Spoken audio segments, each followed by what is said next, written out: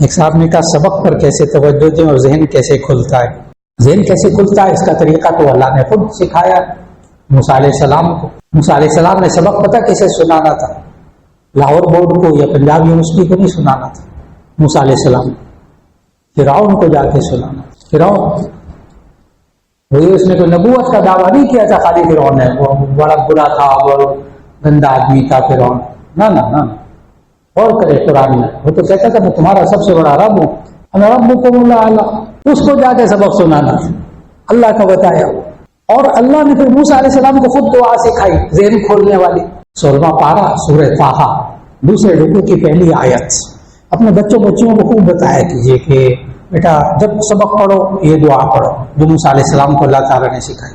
یہ پنجاب یونیورسٹی والے، لاہور بورڈ والے، فلاں یونیورسٹی والے یہ فرعون سے کم ہی ہے، فکر نہ کریں، انا ربکم الاعلی نہیں کہتے۔ اس کے سامنے وہ پرچہ آئے گا انشاءاللہ یہ حل کرے گا کب؟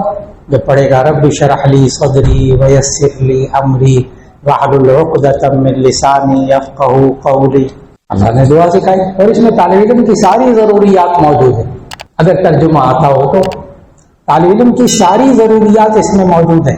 رب اشرح لی صدری، اے اللہ میرے سینے کو کھول دے، ویسر لی امری، میرے لیے میرے کام کو آسان فرما دے، واحلل عقدۃ من لسانی یفقہوا قولی، میری زبان سے گرہ کو کھول دے تاکہ میری بات سمجھ جائے۔ پورا ہو تعلیم پوری ہوگی۔ طالب علم کی ساری ضروریات اس ایک دعا کے اندر موجود ہے، کر کے دیکھ لیجیے۔ اس لیے کہ آپ کو پتا ہے اچھی طرح کہ یہ دعا کس نے قبول کرنی، اللہ نے قبول کرنی۔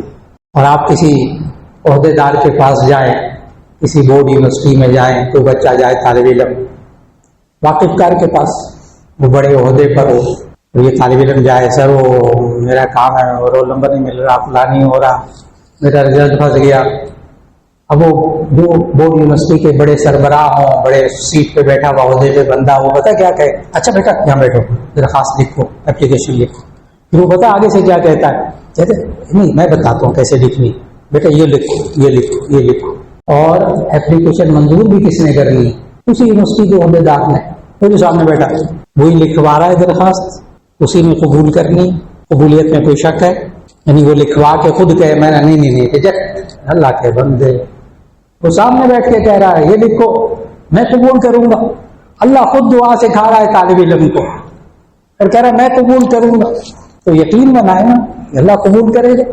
اور اس نے الفاظ اللہ نے سکھائے ہیں، قبول بھی اللہ نے کرنا ہے۔ کیسے ہو سکتا ہے رد ہو جائے؟ کیسے ہو سکتا ہے؟